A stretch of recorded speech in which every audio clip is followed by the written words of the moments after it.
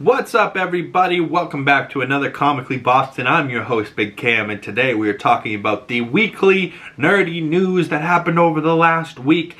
A ton of little information here. We got the Joker Folie à Deux came out, and that Rotten Tomatoes score is out. The cinema score is out, so we're going to talk about that. We got some DC news, some Hollywood film news about the film Caught Stealing from, I believe, Darren Aronofsky is the director of that. The cast for that looks ridiculous, but they're shooting, I believe, in New York, so there's some pictures that keep coming out, and I just want to talk about those for a second.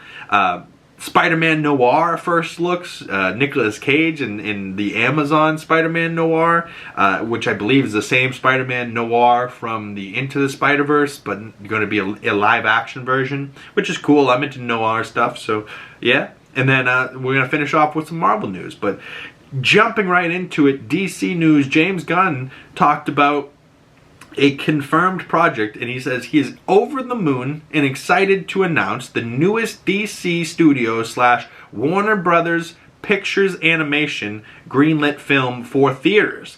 Dynamic Duo. So this is going to be an animated feature film for the theaters, and it's called Dynamic Duo, the story of Robin, or should I say Robins, as in Dick Grayson and Jason Todd. This first feature film from the visionary Swaybox, a mix of animation, puppetry, and CGI.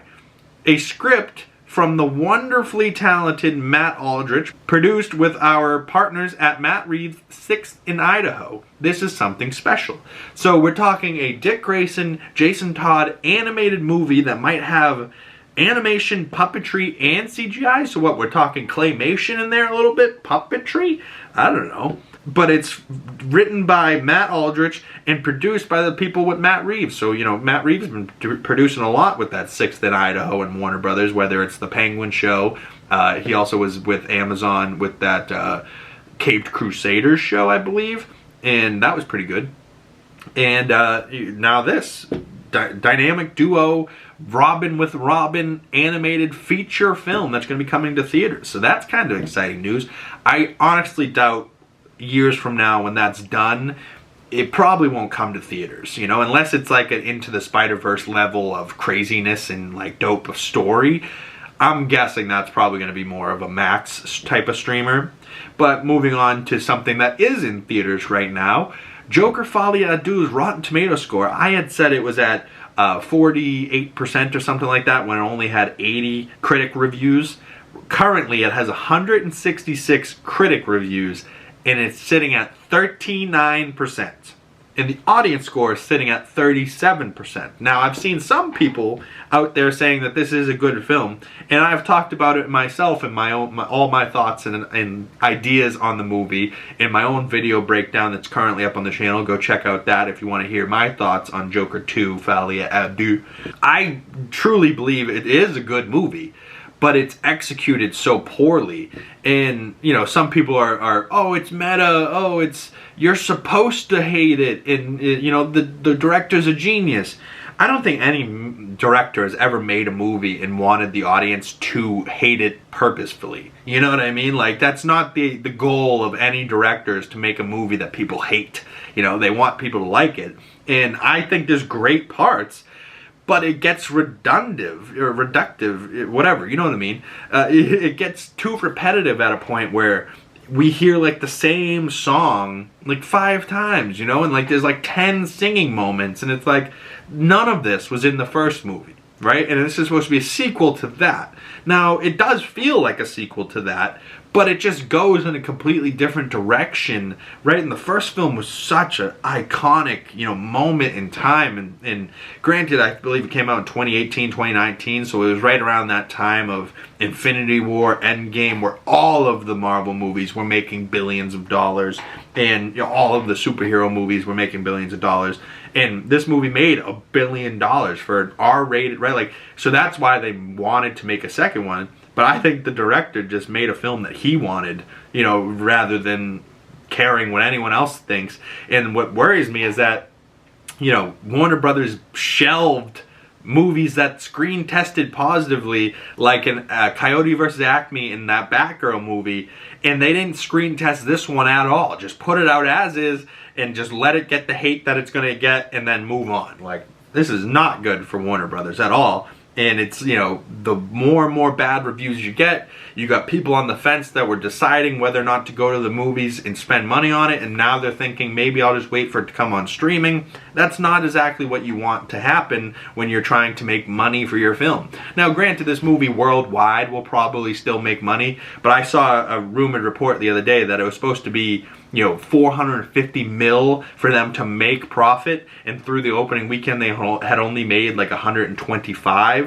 In opening night, Thursday night preview showings did worse than like the Marvels, you know, like, or comparable to the Marvels. This is not what you want for this type of movie, with a Joaquin Phoenix returning Oscar winner coming back to this role in a Lady Gaga. And like, you get Lady Gaga to be Harley Quinn, so of course there's going to be singing, but it didn't have to be as absurd as it was, you know, like, it didn't have to be as much, I don't think.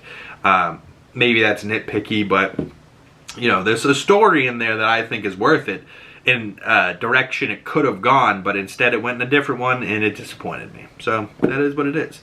But a movie I am looking forward to seeing is this Darren Aronofsky film with Matt Smith and Austin Butler called Caught Stealing, and this is supposed to be about a baseball, I think Austin Butler's playing a baseball player that, like, you know, murders happen or something, and he's involved with the streets somehow.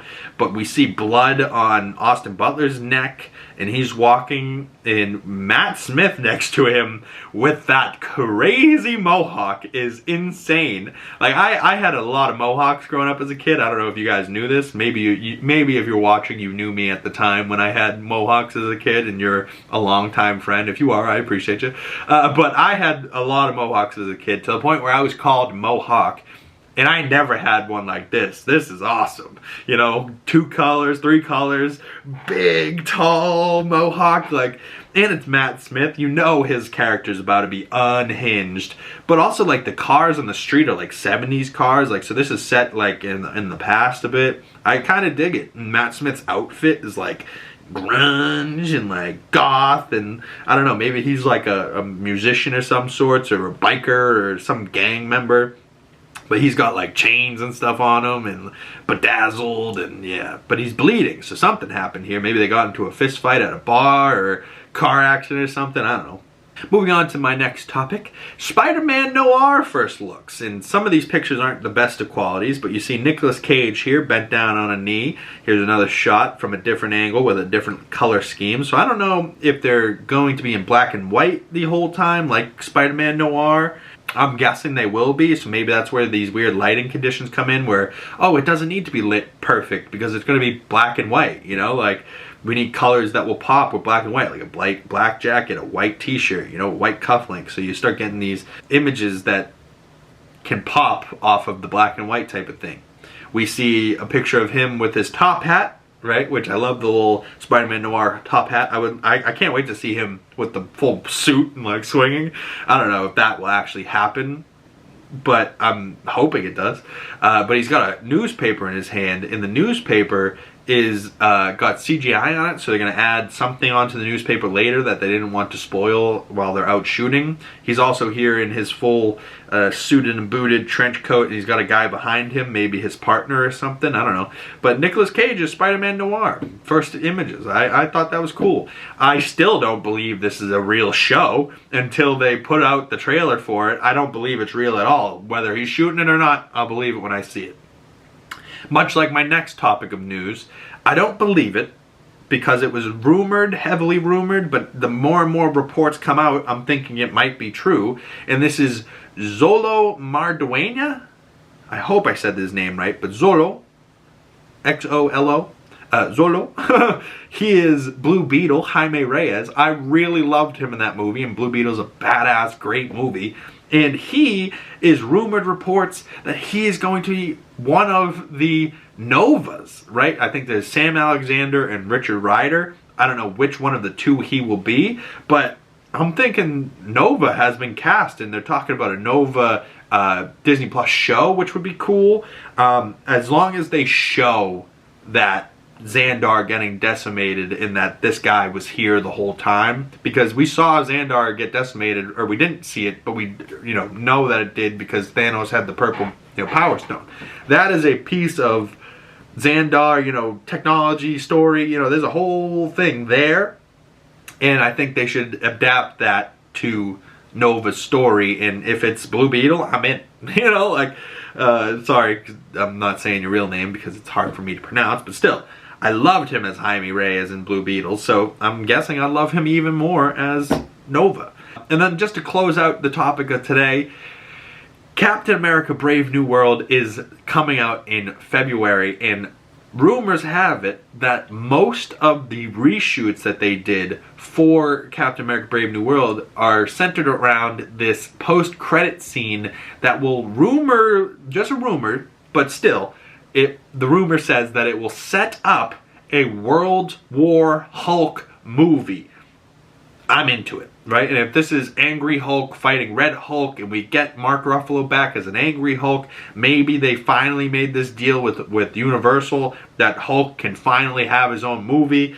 If so, Mark Ruffalo makes out like a bandit, right? Like, he's been playing Hulk for, what, 10 years now? He's been in a bunch of different projects, getting paid to be in each one.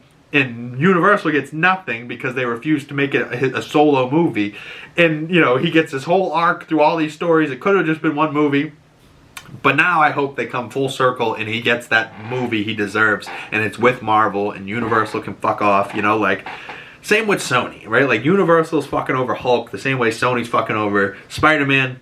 Fuck Sony, fuck Universal. Give the characters back to Marvel.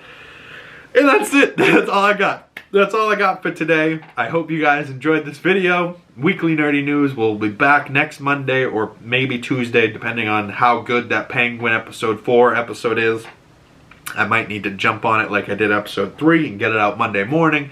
So stay tuned for all that, guys. And I will see you beautiful people in the next video. Stay tuned. So much coming. And I will see you guys when I see you guys. Peace.